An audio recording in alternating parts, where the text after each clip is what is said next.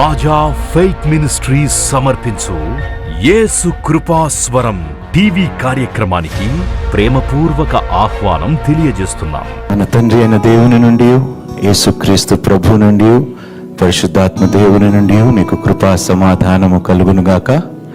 ఆమేన్. 100 సంవత్సరాల సినీ పరిశ్రమలో సినీ నిజ సేవకుడు రాజా హేబెల్ గారు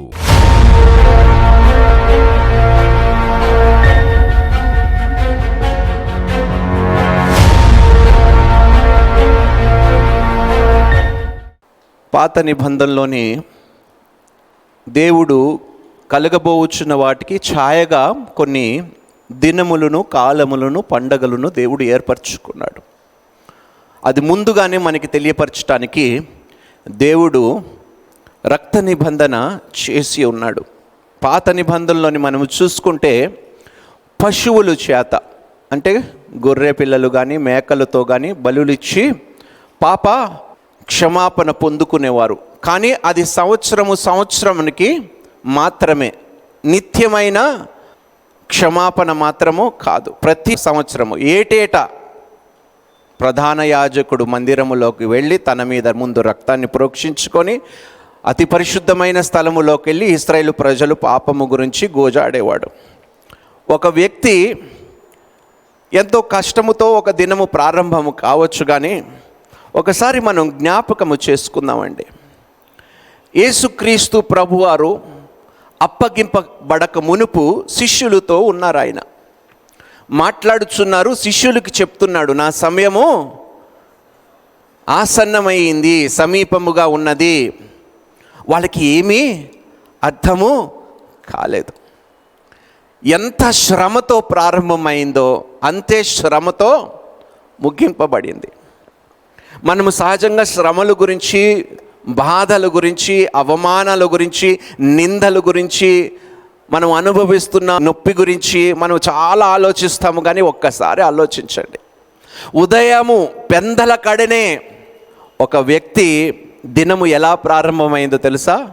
తన చెమట రక్తముగా మారిపోయేలాగా తన ఉదయము ప్రారంభమైంది. ఎవరి కోసమండి చెమట రక్తముగా మారింది? ఎందుకు అంతగా అల్లాడిపోయాడు యేసుక్రీస్తు ప్రభువారు? ఎవరి కోసము? ఎవరి కోసమండి? ఒక్కసారి ఆలోచించండి. ఒక వ్యక్తి చెమట రక్తముగా మారాలంటే ఆ వ్యక్తి ఎంతగా శోధన అనుభవించి ఉండాలి? ఒక్కసారి ఆలోచించండి. ఎంతగా ఆ వ్యక్తి శోధన అనుభవిస్తే, ఎంత తీవ్రతలో ఆ శోధన ఉంటే చెమట రక్తముగా మారిపోతుందో. ఆ తర్వాత వచ్చారు, సంకెళ్ళు వేశారు, తీసుకెళ్తూ కొడుతూ తీసుకొని వెళ్ళారు, అవమానిస్తూ తీసుకొని వెళ్ళారు. అసలు ఏ నింద లేని వ్యక్తి, ఏ తప్పు చేయని వ్యక్తి, ఏ పాపము తెలియని వ్యక్తిని అంతగా అవమానించారు. ఒక్కసారి ఆలోచించండి. మనకి చిన్న అవమానాలు, చిన్న కష్టము, చిన్న బాధ కలిగినా మనం ఎలా రియాక్ట్ అవుతామండి? తప్పు చేసినా కూడా మనం తప్పుని అంగీకరించే స్థితిలో ఉండము మనము సహజంగా. ఏ తప్పు చెయ్యకుండానే ఎంత అవమానాలు యేసయ్య అనుభవించాడు. వెళ్ళారు, అక్కడున్న పెద్దల దగ్గర నిలుచోబెట్టారు, ముసుకేసి గుద్ది ప్రవచించమన్నారు. ఎవరు నిన్ను గుద్దారో? ఉమ్ము వేశారు, గడ్డాన్ని లాగారు. దానితో తృప్తి పొందలేదు. ఆ శోధన వారికి సరిపోలేదంట. ఆ అవమానము కలిగించింది వారికి సరిపోలేదు, దాంట్లో తృప్తి పొందుకోలేదు. తీసుకొని వెళ్ళారు పిలాతు దగ్గరికి. పిలాతు చూసి ఆశ్చర్యపడిపోయి 3 సార్లు చెప్తాడు పిలాతు, ఈయనలో ఏ నింద నేను చూడలేకపోతున్నాను, మీరే తిరిగి తీసుకొని వెళ్ళిపోండి అంటే విడిచిపెట్టారా? ఏ తప్పు చేయకుండానే ఎన్ని నిందలు, ఎన్ని అభండాలు యేసుక్రీస్తు.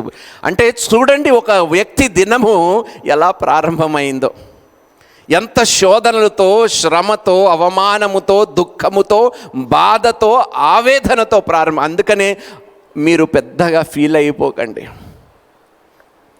ఇంతకన్నా ఘోరమైన అనుభవము ఎవ్వరికి, ఏ మనుష్యుడికి కూడా ఉండదు. అందుకనే మీ సమస్యలను పెద్దగా ఎంచకండి, మీ బాధలని పెద్దగా చెయ్యకండి. అన్నీ అనుభవించాడు యేసుక్రీస్తు ప్రభువారు. పిలాతు దగ్గరికి తీసుకొని వెళ్ళిన తర్వాత వారు సంతోషపడ్డారా? లేదు. పిలాతు అన్నాడు, కొరడా దెబ్బలు కొట్టండి. ఎప్పుడు ప్రారంభమైందో తెలుసండి? కొరడా దెబ్బలు ఉదయం అండి. తన దినము ఎలా ప్రారంభమైందో తెలుసండి? దెబ్బలతో ప్రారంభమైందండి. మామూలు దెబ్బలు కాదండి, కొరడా దెబ్బలు. భయంకరమైన అనుభవం అంట. సహజంగా ఆ యొక్క కొరడా యొక్క సౌండ్ వింటేనే చాలామంది గుండె ఆగిపోతుందంట, అంత భయంకరంగా ఉంటుందంట. అలాంటిది ఎన్ని దెబ్బలు నీ కొరకు నా కొరకు చీల్చివేయబడ్డదంట శరీరం అంతా.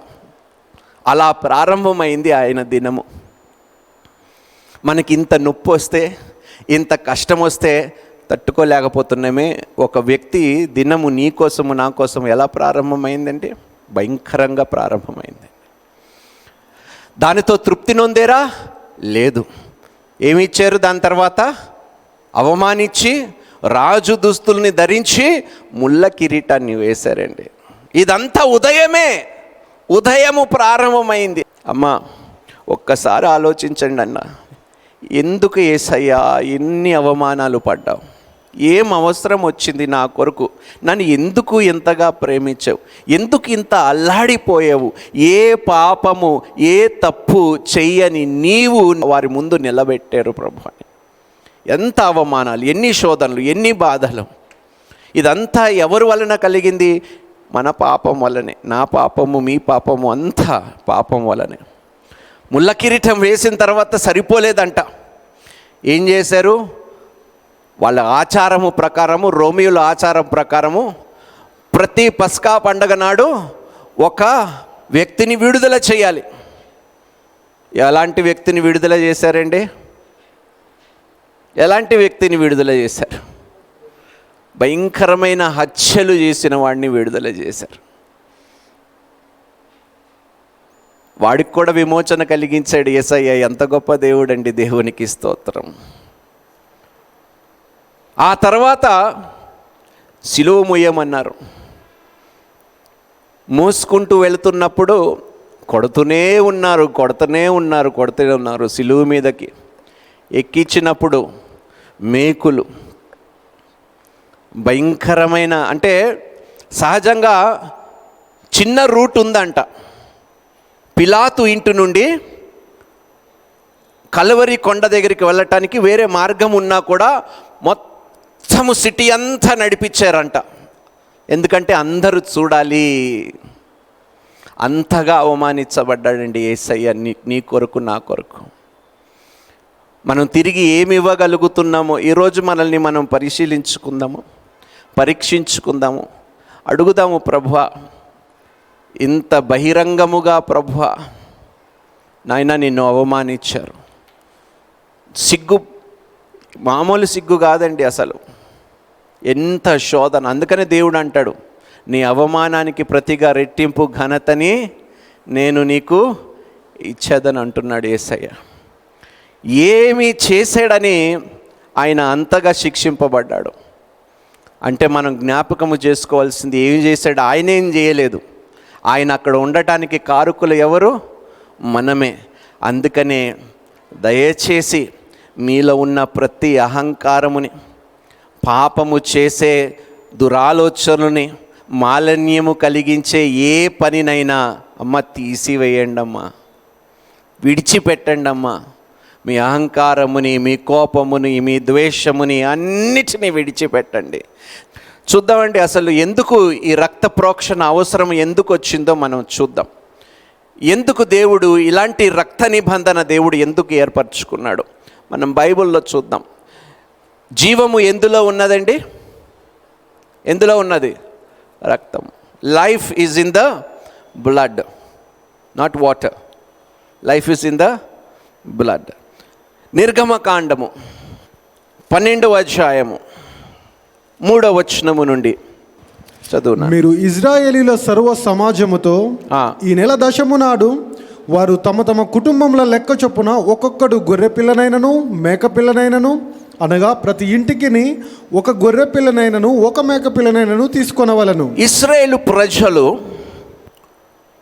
ఈ మరణము అనే తెగులు నుండి రక్షింపబడాలంటే ఒక గొర్రె పిల్లని వధింపవలసిన అవసరం వచ్చింది. అమాయకమైన గొర్రె పిల్ల. For the Israelites to be saved from the plague of death, a lamb with no defects. ఎలాంటి గొర్రెపిల్ల అంట? మచ్చలేని గొర్రెపిల్ల. అంటే ఏ కాలు అయినా కుంటిగా ఏది ఉండకూడదు. శ్రేష్టమైనది గొర్రెపిల్లని వారు వధించాలి.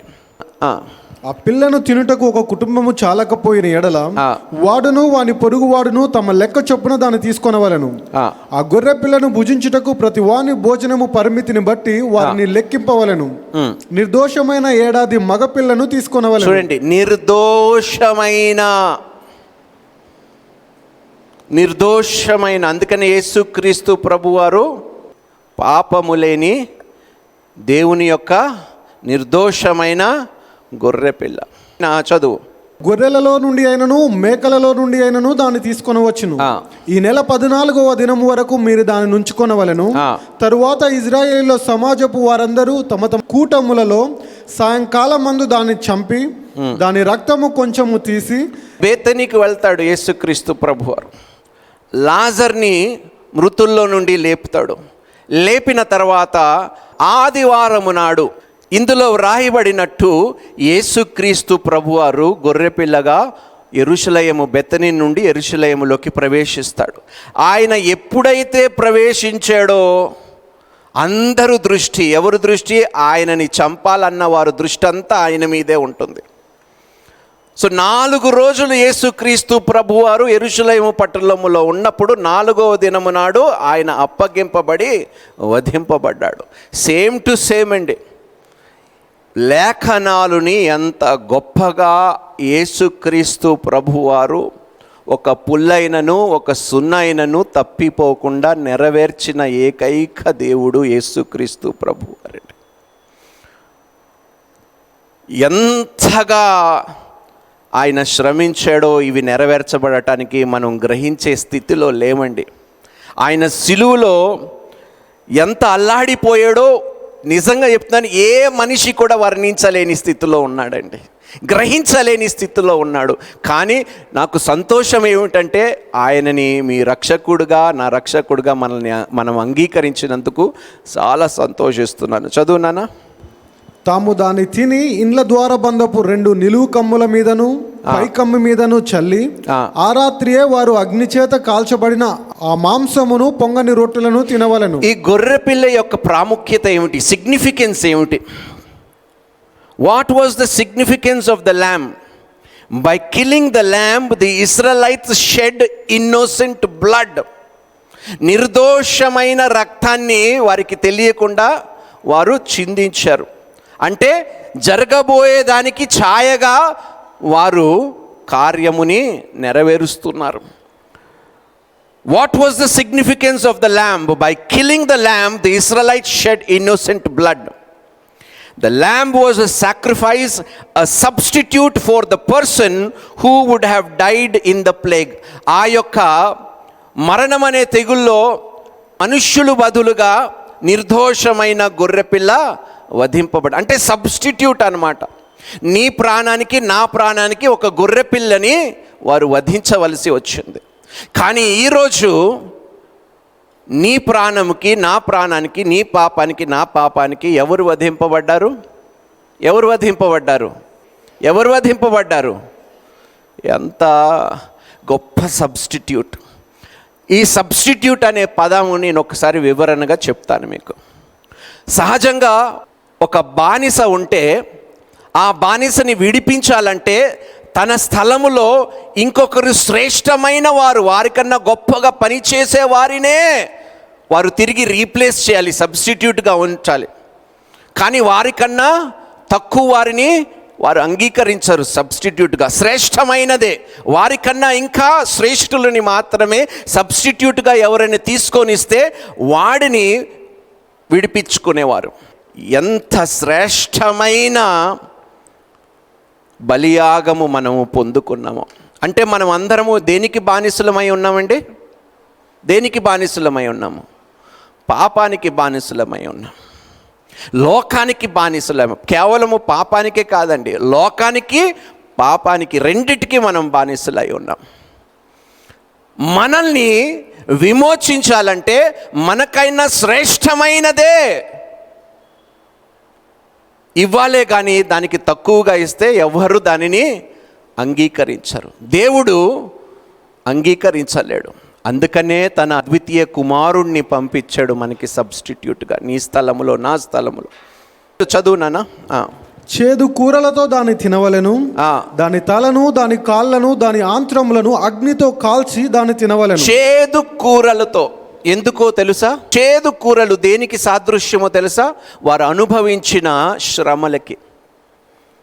బానిసత్వము ఏదైతే 430 సంవత్సరాలని రాయబడి ఉంటుంది, ఆ చేదు అనుభూతి ఏదైతే ఉన్నదో దాన్ని జ్ఞాపకము చేసుకోవటానికి వారు చేదు కూరలతో తిన్నారంట దానిని.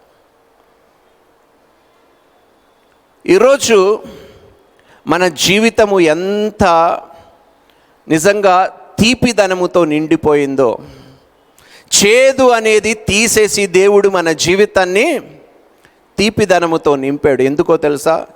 ఆయన రక్తము, ఆయన శరీరములో పాల్గొనే కృపని దేవుడు మనకు అనుగ్రహించాడు. ఆ రోజు కేవలము గొర్రెపిల్ల యొక్క మాంసము తిన్నారు, కానీ ఈరోజు దేవుని మహాకృపని బట్టి ఆయన శరీరముని, ఆయన రక్తములో మనం పాల్గొనే కృప దేవుడు మనకు అనుగ్రహించాడు. పులి అని రొట్టె ఎందుకు తిన్నారో ఎవరైనా చెప్పగలుగుతారా? Why did they have? పులి అనేది ఎందుకు దేవుడు చేయమన్నాడు వారిని? ఇందులో చాలా ఒక గొప్ప మర్మం ఉన్నది. ఎందుకు పులి అని రొట్టె తిన్నారు? పులి అని రొట్టె మన దగ్గర ఉంటే అది పొంగే వరకు మనం వెయిట్ చేయని అవసరం లేదు. ఏ సందర్భంలో అయినా పిలుపు వచ్చినప్పుడు వాళ్ళు వెళ్ళిపోవటానికి సిద్ధముగా ఉంటారు. దేవునికి స్తోత్రము, హల్లెలూయా. అందుకనే అపోస్తులైన పౌలు ఏమంటాడు? ఈ పండగుని ఏమంటాడు? ఎలా జరుపుకోవాలంటాడు?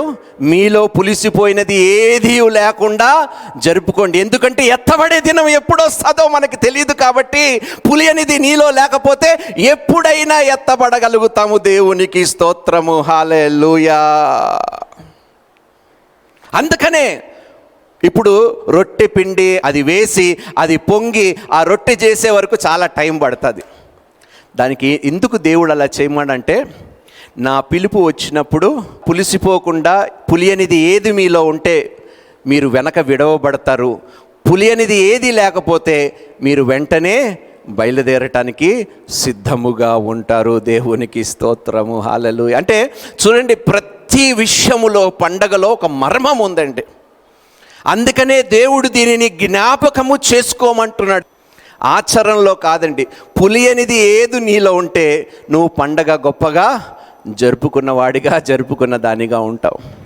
చదువు నాన్న. దానిలో ఉడికి ఉడకనిదైనను నీళ్లతో వండబడినదైనను తినకూడదు. ఉదయకాలం వరకు దానిలో ఏదియూ మిగిలింపకూడదు. ఉదయకాలం వరకు దానిలో మిగిలినది అగ్నితో కాల్చివేయవలెను.